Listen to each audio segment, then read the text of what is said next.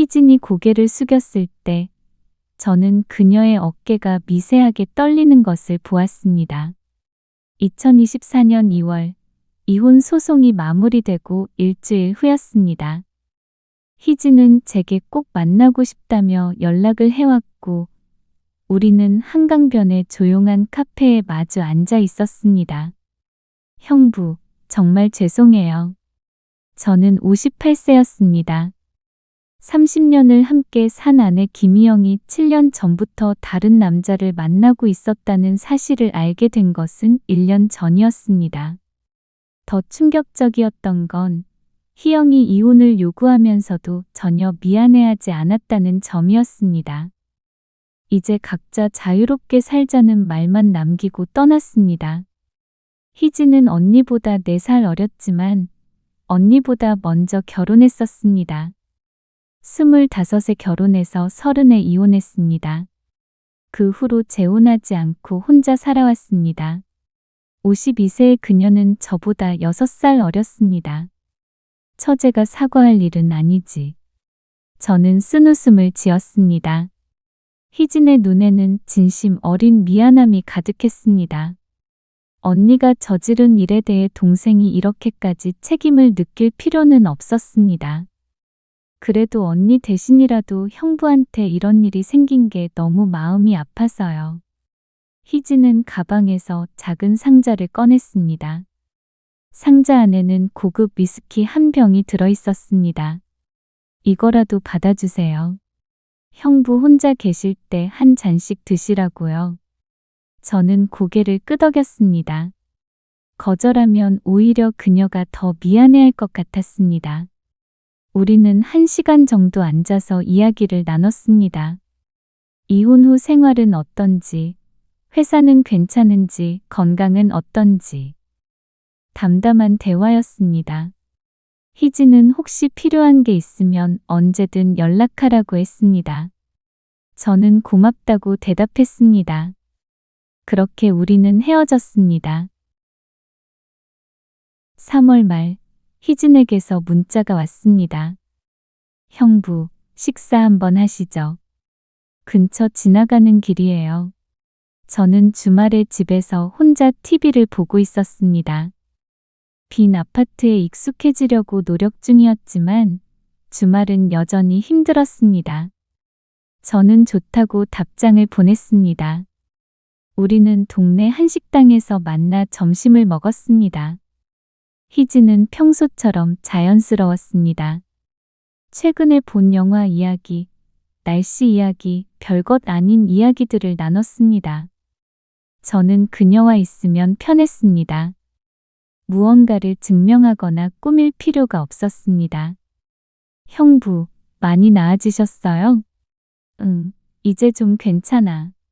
사실은 거짓말이었지만 희진이 걱정할까봐 그렇게 말했습니다. 희진은 제 대답을 믿는 척했습니다. 아마 눈치챘겠지만 굳이 파고들지 않았습니다. 식사를 마치고 우리는 근처 공원을 잠시 걸었습니다. 봄바람이 부드럽게 불었습니다. 희진은 핸드폰으로 벚꽃 사진을 찍었고 저는 그냥 그녀 옆을 걸었습니다. 형부도 한 장 찍어드릴까요?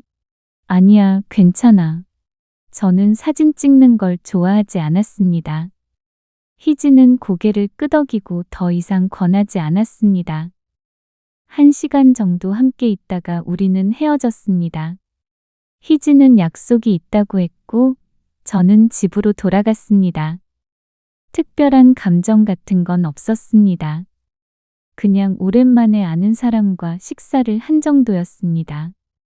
5월 중순, 희진이 다시 연락을 해왔습니다. 이번에는 영화 표가 남았다고 했습니다. 같이 보러 가지 않겠느냐고요. 저는 특별히 할 일도 없어서 좋다고 했습니다. 우리는 액션 영화를 봤습니다. 폭발 장면이 많고 대사는 별로 없는 영화였습니다. 영화가 끝나고 우리는 근처 카페에서 커피를 마셨습니다. 재미있었어? 그냥 그랬어요. 형부는요? 나도 그냥 그랬어. 우리는 웃었습니다. 둘 다 영화가 별로였다는 걸 알았지만 그래도 나쁘지 않은 시간이었습니다. 형부, 요즘은 어떠세요? 좀 괜찮으세요? 응, 많이 나아졌어. 회사 일도 바쁘고 해서 괜찮아. 다행이에요. 희진은 미소 지었습니다. 저는 그녀가 진심으로 안심하는 것 같아 고마웠습니다. 7월에는 희진이 백화점 상품권이 있다며 같이 쇼핑을 가자고 했습니다. 저는 쇼핑을 좋아하지 않았지만 거절할 이유도 없어서 따라갔습니다. 희진은 셔츠를 고르며 제게 어떤 게 나을지 물었습니다. 저는 아무거나 괜찮다고 했지만 결국 희진이 권한 베이지색 셔츠를 샀습니다. 형부, 이거 입으시면 잘 어울리실 것 같아요. 그래? 고마워. 저는 그 셔츠를 받아들었습니다. 집에 돌아와서 입어봤는데 생각보다 괜찮았습니다. 9월에는 희진이 추석 전에 한번 보자고 연락을 했습니다. 명절이 다가오니 혼자 있을 형부가 걱정됐다고 했습니다. 우리는 조용한 일식집에서 저녁을 먹었습니다. 형부는 추석에 어떻게 보내실 거예요? 그냥 집에 있을 것 같아. 딱히 갈 데도 없고. 저도 비슷해요. 친구들 만나서 차나 한 잔 마실 것 같아요. 희진도 혼자였습니다. 부모님은 몇 년 전에 돌아가셨고 언니와는 이혼 건 이후로 연락이 뜸했다고 했습니다. 명절이지만 특별할 것 없는 사람들이었습니다. 그럼 추석 당일에 밥이라도 같이 먹을까? 둘 다 혼자인데. 제 제안에 희진이 잠시 망설이다가 고개를 끄덕였습니다. 좋아요. 우리는 추석 당일 점심을 함께 먹었습니다. 희진이 직접 전을 부쳐왔습니다. 동태전, 부추전, 호박전. 오랜만에 맛보는 명절 음식이었습니다. 맛있네. 정성 많이 들였어. 별로 대단한 건 아니에요. 그냥 명절이니까요.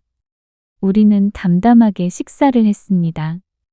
특별히 감동적이거나 감정적인 순간은 없었습니다.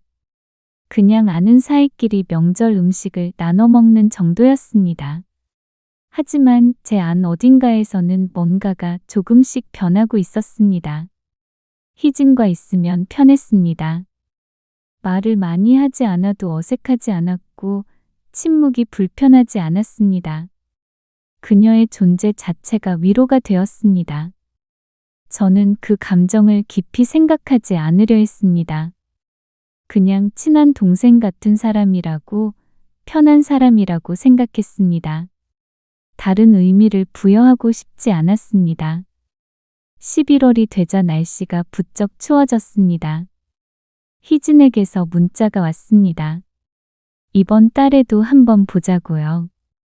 저는 좋다고 답장을 보냈습니다. 우리는 북촌의 작은 찻집에서 만났습니다. 희진은 코트를 입고 있었는데 평소보다 조금 달라 보였습니다. 화장을 조금 진하게 한 것 같았고 머리도 새로 손질한 것 같았습니다. 뭔가 달라 보이네. 그래요? 미용실 다녀왔거든요. 희진이 머리를 쓸어 넘기며 웃었습니다. 저는 그 모습을 보다가 시선을 돌렸습니다. 뭔가 이상한 느낌이 들었기 때문입니다. 우리는 따뜻한 차를 마시며 이야기를 나눴습니다. 최근 읽은 책, 날씨, 연말 계획 같은 것들. 하지만 그날따라 대화가 잘 이어지지 않았습니다. 묘하게 어색한 침묵이 계속되었습니다. 형부. 희진이 조심스럽게 입을 열었습니다. 혹시 연말에 약속 있으세요? 크리스마스 같은 날에. 저는 고개를 저었습니다. 아니, 특별한 약속은 없어. 그럼. 그때 괜찮으시면 같이 저녁이라도 먹어요. 혼자 있으면 쓸쓸할 것 같아서. 희진의 목소리가 평소와 달랐습니다. 조금 떨리는 것 같았고 시선도 제대로 마주치지 못했습니다. 그러지. 저는 자연스럽게 대답했습니다. 하지만 가슴 한편이 이상하게 두근거렸습니다. 크리스마스에 희진과 저녁을 먹는다는 게 왠지 특별한 의미가 있는 것처럼 느껴졌습니다. 그럼 제가 그날 연락드릴게요. 희진이 미소 지었습니다. 하지만 그 미소 뒤에 뭔가 다른 감정이 숨어 있는 것 같았습니다. 우리는 그날 오래 있지 않고 헤어졌습니다. 헤어지면서 희진이 제 팔을 가볍게 잡았습니다. 형부, 따뜻하게 입으시고 감기 조심하세요. 너도. 저는 그녀의 손길이 제 팔에서 떨어지는 순간까지 느꼈습니다. 그리고 집으로 돌아가는 길 내내 그 감촉을 잊을 수 없었습니다. 그날 밤, 저는 잠을 이루지 못했습니다. 희진의 얼굴이 자꾸 떠올랐습니다. 새로 손질한 머리, 조금 진해진 화장, 떨리던 목소리, 제 팔을 잡던 그 손길. 저는 스스로에게 물었습니다. 이게 뭐지? 이 감정이 뭐지? 하지만 대답하고 싶지 않았습니다. 인정하면 안 될 것 같았습니다. 희진은 전처의 동생이었습니다. 아무리 이혼했다고 해도, 아무리 희영이 저를 배신하고 떠났다고 해도 이건 넘지 말아야 할 선이었습니다. 저는 억지로 눈을 감았습니다. 하지만 잠은 쉽게 오지 않았습니다. 12월이 되었습니다. 거리마다 크리스마스 장식이 걸렸고 캐럴이 흘러나왔습니다. 연인들로 붐비는 거리를 지나칠 때마다 저는 희진을 생각했습니다. 희진도 저를 생각하고 있을까? 아니, 생각하지 말자. 저는 스스로를 다그쳤습니다. 그냥 오래된 지인과 식사를 하는 것뿐이라고 특별한 의미는 없다고 되뇌었습니다. 하지만 크리스마스가 다가올수록 마음이 복잡해졌습니다. 저는 옷장을 여러 옷을 골랐습니다. 평소보다 신경 써서 골랐습니다. 아니, 왜 이러지? 저는 스스로에게 물었습니다. 그냥 식사일 뿐인데. 12월 20일, 희진에게서 문자가 왔습니다. 형부, 24일 저녁 7시에 어떠세요? 제가 식당 예약할게요. 저는 한참을 핸드폰을 들여다봤습니다. 답장을 보내야 하는데 손가락이 움직이지 않았습니다. 좋아. 어디서 만날까? 답장을 보내고 나서 저는 한숨을 쉬었습니다. 가슴이 두근거렸습니다. 58세의 남자가 식사 약속 하나에 이렇게 떨린다는 게 우스웠습니다. 그날 밤, 저는 다시 잠을 이루지 못했습니다. 희진의 얼굴이 떠올랐습니다. 그녀의 미소, 그녀의 목소리, 그녀와 함께했던 시간들. 저는 인정했습니다. 저는 희진을 좋아하고 있었습니다. 언제부턴가 그녀를 그냥 동생이 아닌 여자로 보고 있었습니다. 하지만 그 감정을 드러내면 안 된다고 생각했습니다.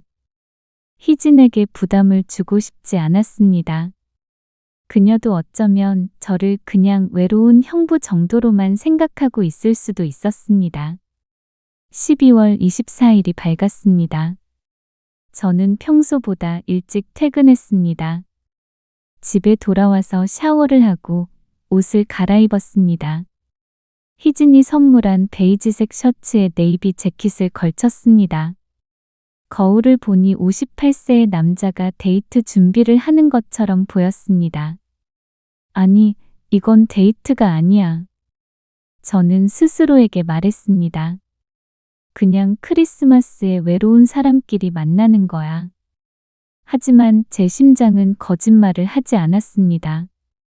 두근거렸습니다.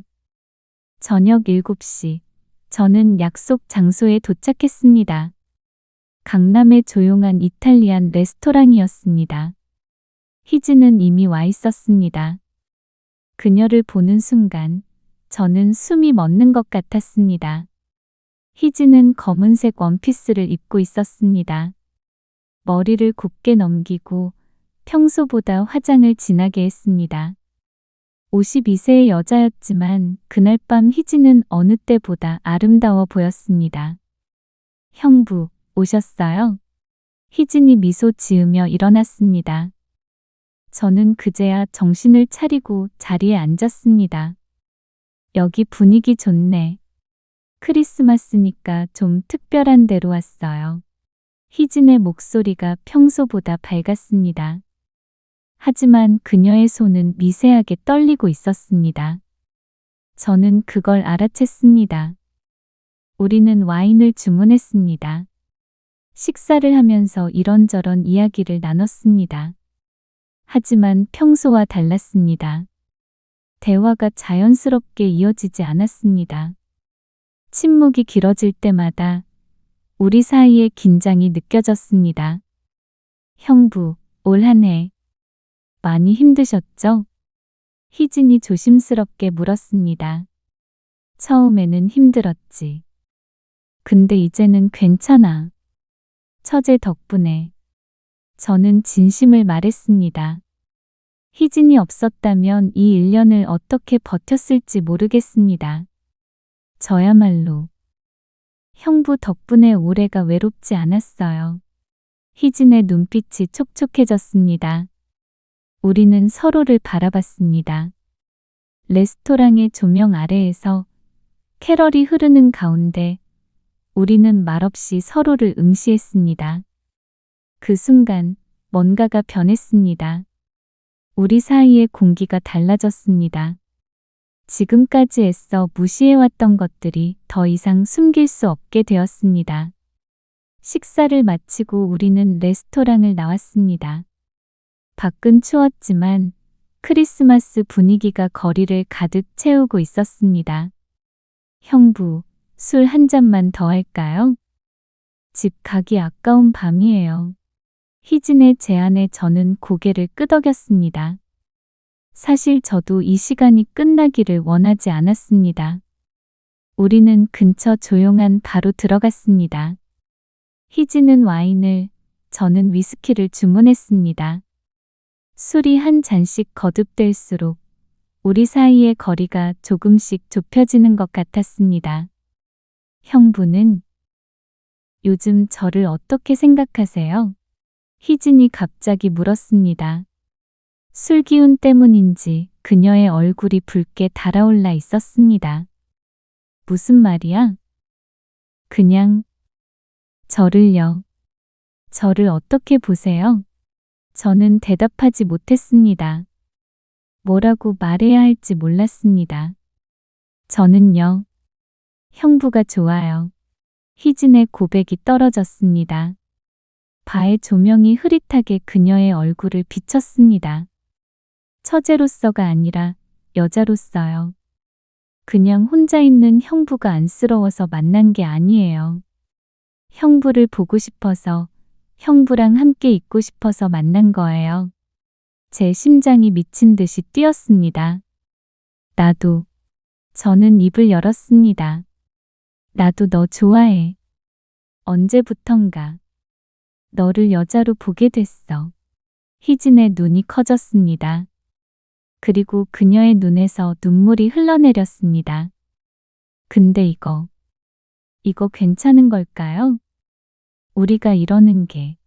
희진의 목소리가 떨렸습니다. 모르겠어.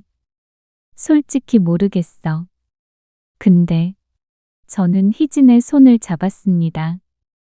오늘 밤은 생각하고 싶지 않아. 옳고 그른지, 주변 사람들이 뭐라 할지. 그냥 오늘 밤만큼은 이 감정에 솔직하고 싶어. 희진이 제 손을 꽉 잡았습니다. 우리는 더 이상 말하지 않았습니다. 발을 나왔을 때 밖에는 눈이 내리기 시작했습니다. 희진이 손을 내밀어 눈송이를 받았습니다. 그리고 저를 돌아봤습니다. 형부, 제 집으로 갈래요? 그 한마디에 저는 모든 걸 이해했습니다. 오늘 밤 우리가 어디로 가는지, 무엇을 하게 될지. 저는 고개를 끄덕였습니다. 택시 안은 고요했습니다. 희진과 저는 나란히 앉아 있었지만 말이 없었습니다. 우리의 손은 가까이 있었지만 닿지 않았습니다. 창밖에 크리스마스 불빛들이 빠르게 지나갔습니다. 희진의 집은 생각보다 가까웠습니다. 아니, 어쩌면 제 심장이 너무 빨리 뛰어서 시간이 빨리 간 것처럼 느껴졌는지도 모릅니다. 엘리베이터를 타고 올라가는 동안 우리는 여전히 말이 없었습니다. 희진은 고개를 숙인 채 가방을 만지작거렸고 저는 층수 표시만 멍하니 바라봤습니다. 현관문이 열렸습니다.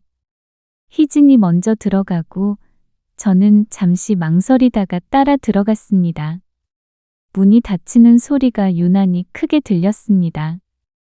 앉아 계세요. 물 가져올게요. 희진이 부엌으로 갔습니다. 저는 거실 소파에 앉아서 주변을 둘러봤습니다. 예전에 왔을 때와 크게 달라진 건 없었습니다. 하지만 오늘은 모든 게 다르게 느껴졌습니다. 희진이 물을 들고 돌아왔습니다. 그녀는 제 옆에 앉았습니다. 평소보다 조금 더 가까이. 침묵이 흘렀습니다. 우리는 서로를 바라봤습니다. 희진의 눈빛이 흔들렸습니다. 저는 먼저 손을 뻗었습니다. 희진의 뺨을 손으로 감쌌습니다. 그녀의 피부가 따뜻했습니다. 희진이 눈을 감았습니다. 그리고 우리는 키스를 했습니다. 처음에는 조심스러웠습니다. 서로를 확인하듯. 하지만 곧 달라졌습니다. 참아왔던 뭔가가 터져나왔습니다. 희진이 제 목에 팔을 감았고 저는 그녀를 더 가까이 끌어당겼습니다. 우리의 입술이 떨어졌을 때 희진이 숨을 몰아쉬며 저를 바라봤습니다. 그녀의 눈에는 더 이상 망설임이 없었습니다. 희진이 일어나 제 손을 잡았습니다. 우리는 침실로 걸어갔습니다. 침대 옆에 서서 우리는 다시 서로를 안았습니다. 이번에는 더 깊었습니다. 희진의 손이 제 셔츠에 닿았고 제 손은 그녀의 등을 따라 내려갔습니다. 어둠 속에서 우리는 서로를 느꼈습니다. 희진의 숨소리가 제 귓가에 닿았고 저는 그녀의 떨림을 손끝으로 감각했습니다. 천천히, 조심스럽지만 멈출 수 없이 우리는 서로에게 다가갔습니다. 희진이 제 이름을 불렀습니다. 작은 목소리로, 떨리는 목소리로. 성우 오빠. 그 순간 모든 경계가 무너졌습니다. 우리는 마치 오랜 가뭄 끝에 내린 비처럼 서로를 탐했습니다. 서툴렀지만 절실했습니다.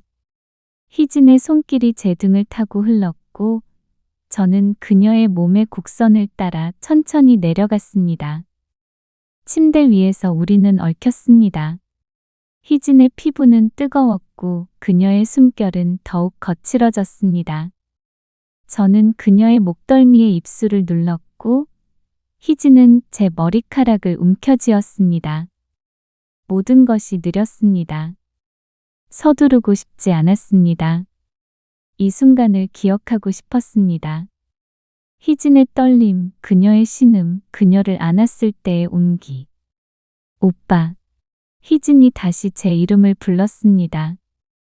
이번에는 더 간절하게. 저는 그녀를 더 깊이 안았습니다. 희진도 저를 끌어안았습니다. 우리는 파도처럼 서로에게 밀려들었다가 물러났다가를 반복했습니다. 시간이 얼마나 흘렀는지 몰랐습니다.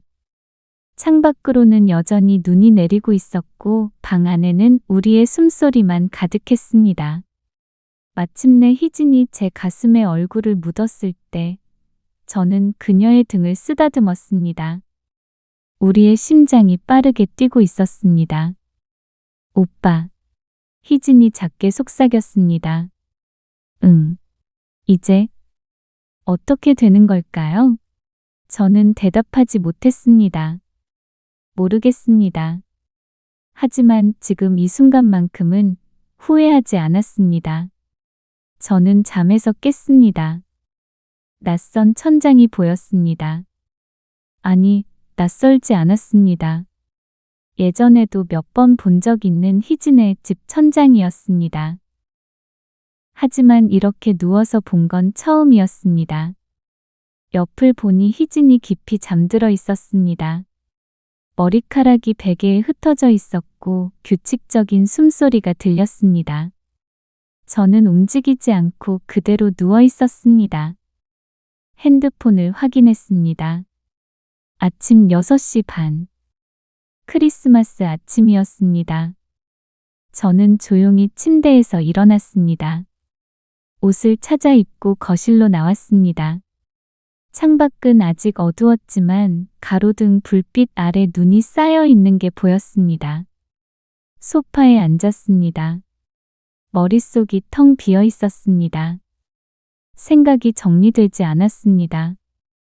30년 결혼 생활이 무너진 지 1년. 그리고 어젯밤 전처의 동생과 하룻밤을 이상했습니다. 죄책감이 들 거라 생각했는데 그렇지 않았습니다. 잘못된 일을 했다는 느낌도 없었습니다. 그냥 담담했습니다. 시간이 흘렀습니다. 창밖이 조금씩 밝아졌습니다. 오빠? 희진의 목소리에 뒤를 돌아봤습니다. 그녀가 가운을 걸치고 침실 문에 기대 서 있었습니다. 머리가 헝클어진 채로. 깬 지 얼마 안 됐어. 거짓말이었습니다. 1시간은 앉아 있었습니다. 희진이 다가와 제 옆에 앉았습니다. 우리는 나란히 창밖을 바라봤습니다. 말이 없었습니다. 물 마실래요? 희진이 부엌으로 가서 물을 가져왔습니다. 저는 한 모금 마셨습니다. 집에 가셔야죠? 희진이 조심스럽게 물었습니다. 응. 언제 다시 볼까요? 모르겠어. 솔직한 대답이었습니다. 정말 몰랐습니다. 다시 만나야 하는지, 만난다면 어떻게 만나야 하는지. 그렇겠네요. 희진도 담담하게 대답했습니다. 섭섭해하거나 화내지 않았습니다. 저는 재킷을 집어들었습니다. 그럼 조심히 가세요. 희진이 현관까지 따라왔습니다. 저는 신발을 신으며 그녀를 올려다봤습니다. 희진이 미소를 지었습니다. 쓸쓸하지만 억지로 짓는 미소는 아니었습니다. 연락할게. 네. 저는 문을 열고 나갔습니다. 뒤돌아보지 않았습니다. 집으로 돌아오는 길이 길게 느껴졌습니다. 택시 안에서 저는 창밖만 바라봤습니다. 크리스마스 아침에 거리는 한산했습니다. 집에 도착했습니다. 빈 아파트였습니다. 1년 동안 익숙해졌다고 생각했는데 오늘은 유난히 공허하게 느껴졌습니다. 샤워를 했습니다. 뜨거운 물이 몸을 적셨지만 희진의 향기는 쉽게 지워지지 않았습니다. 아니, 지우고 싶지 않은 건지도 몰랐습니다. 소파에 앉아 TV를 켰습니다. 크리스마스 특집 프로그램이 나왔지만 무슨 내용인지 하나도 들어오지 않았습니다. 핸드폰이 울렸습니다. 희진이었습니다. 오빠, 잘 들어가셨어요? 응. 잘 쉬세요. 너도. 짧은 통화였습니다. 하지만 그 짧은 시간 동안 뭔가를 확인한 것 같았습니다. 우리는 어색하지 않았습니다. 다음 며칠 동안 저는 희진에게 연락하지 않았습니다. 희진도 연락하지 않았습니다.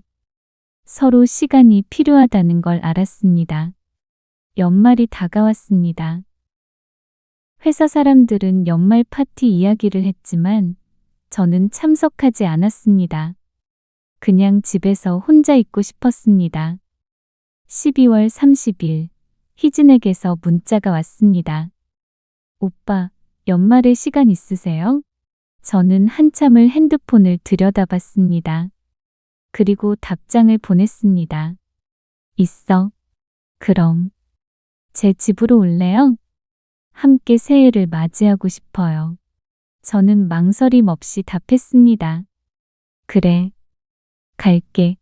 12월 31일 저녁, 저는 희진의 집으로 갔습니다.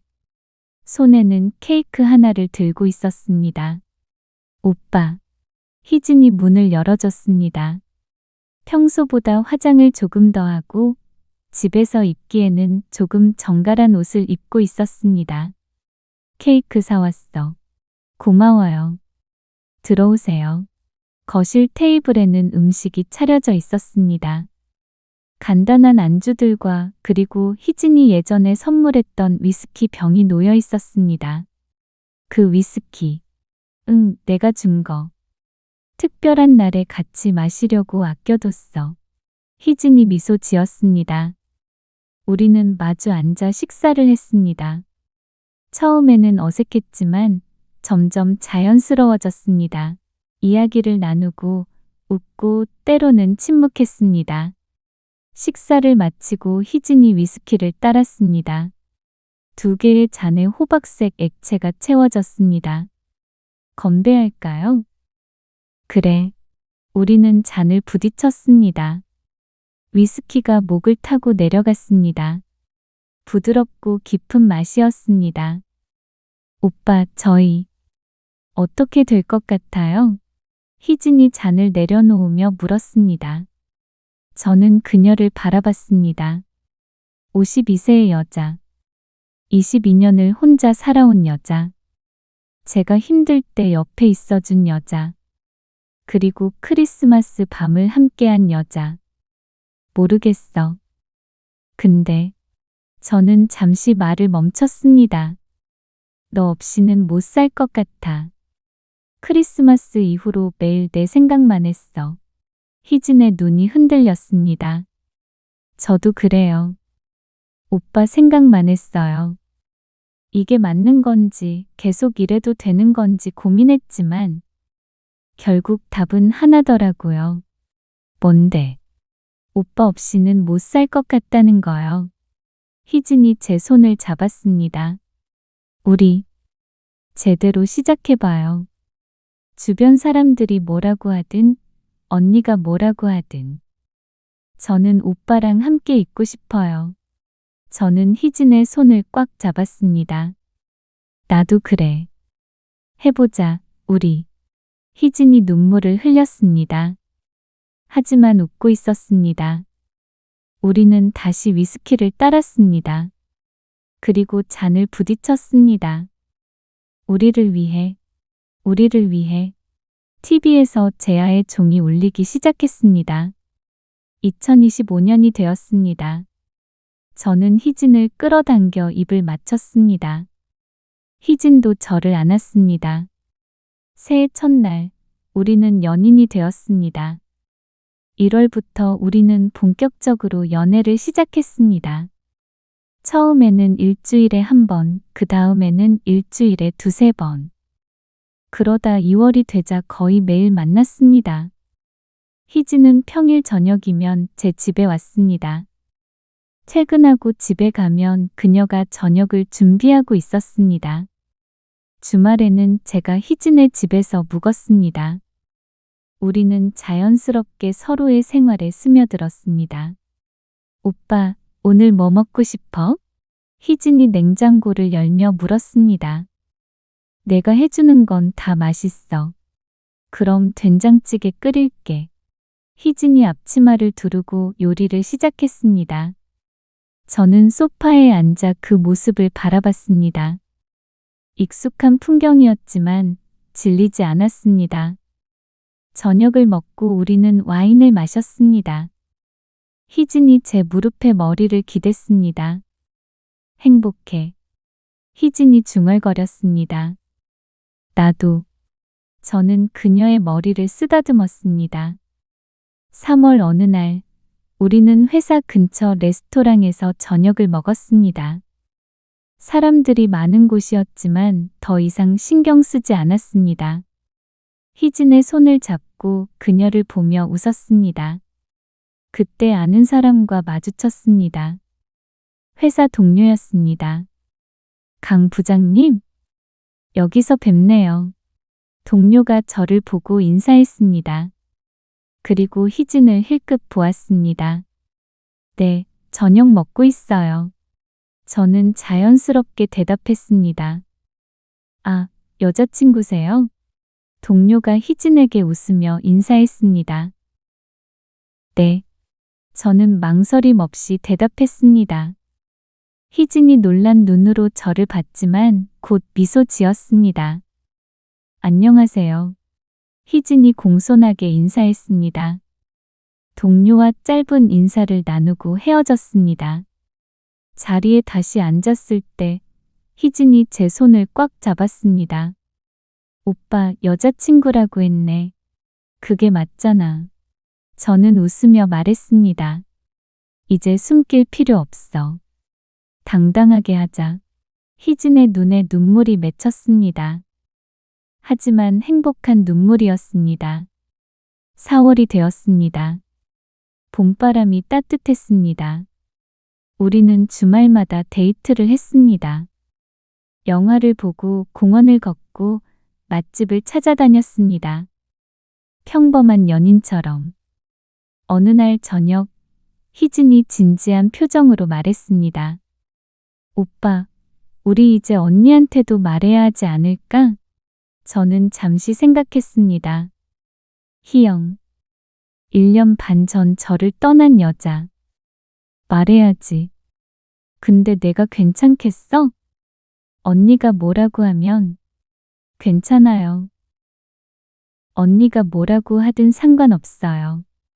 오빠는 이제 제 사람이니까. 희진의 단호한 목소리에 저는 미소 지었습니다. 그래. 그럼 말하자. 하지만 우리가 먼저 말하기 전에 희영이 먼저 연락을 해왔습니다. 5월 초 제 핸드폰으로 전화가 걸려왔습니다. 모르는 번호였지만 받았습니다. 여보세요? 성우 오빠. 익숙한 목소리였습니다. 희영이었습니다. 저는 잠시 말문이 막혔습니다. 1년 반 만에 듣는 목소리였습니다. 무슨 일이야? 저는 최대한 담담하게 물었습니다. 오빠, 만날 수 있을까? 할 얘기가 있어. 무슨 얘기? 전화로는 어려워. 제발 한 번만 만나줘. 희영의 목소리가 떨렸습니다. 예전 같았으면 마음이 흔들렸을 것입니다. 하지만 지금은 아무 느낌도 들지 않았습니다. 알았어. 언제? 내일 저녁. 괜찮아? 좋아. 통화를 끊고 저는 희진에게 전화를 걸었습니다. 희진아, 희영이한테 연락 왔어. 언니가요? 응. 내일 만나자는데. 잠시 침묵이 흘렀습니다. 무슨 얘기를 하려는 걸까요? 모르겠어. 근데 걱정하지 마. 나한텐 이제 너밖에 없어. 알았어요. 조심히 다녀와요. 다음 날 저녁, 저는 희영과 약속한 카페로 갔습니다. 희영은 이미 와 있었습니다. 1년 반 만에 보는 희영은 많이 변해 있었습니다. 야윈 얼굴, 어두운 눈빛. 예전의 당당한 모습은 찾아볼 수 없었습니다. 왔어. 희영이 일어나 인사했습니다. 저는 고개만 끄덕이고 앉았습니다. 무슨 얘기인데? 저는 단도직입적으로 물었습니다. 더 이상 이 사람과 긴 대화를 나눌 이유가 없었습니다. 오빠. 미안해. 희영이 고개를 숙였습니다. 내가 정말 잘못했어. 오빠한테 너무 미안해. 지금 와서 사과? 저는 차갑게 말했습니다. 늦었어. 1년 반이나 지났는데. 알아. 알아. 근데 오빠, 나 그 사람이랑 헤어졌어. 희영의 목소리가 떨렸습니다. 그 사람이 나한테 했던 말들이 다 거짓말이었어. 이혼하고 나서 잘해주다가 나중에는 다른 여자도 있었고. 나는 정말 바보같이. 희영이 울기 시작했습니다. 오빠, 나 정말 후회해. 오빠를 떠난 게 내 인생 최대의 실수였어. 다시 시작할 수 없을까? 저는 희영을 바라봤습니다. 예전 같았으면 마음이 흔들렸을지도 모릅니다. 30년을 함께 산 사람이었으니까. 하지만 지금은 아무것도 느껴지지 않았습니다. 안 돼. 저는 단호하게 말했습니다. 희영아, 우리는 끝났어. 내가 끝냈고. 오빠. 그리고 나한텐 이제 다른 사람이 있어. 희영의 눈이 커졌습니다. 누구야? 희진이. 뭐? 희영이 믿을 수 없다는 표정으로 저를 봤습니다. 우리 동생 희진이. 내 동생? 그래. 우리 사귀고 있어. 희영의 얼굴이 창백해졌습니다. 어떻게 그럴 수가 있어? 내 동생이랑? 너한테 대답할 필요 없어.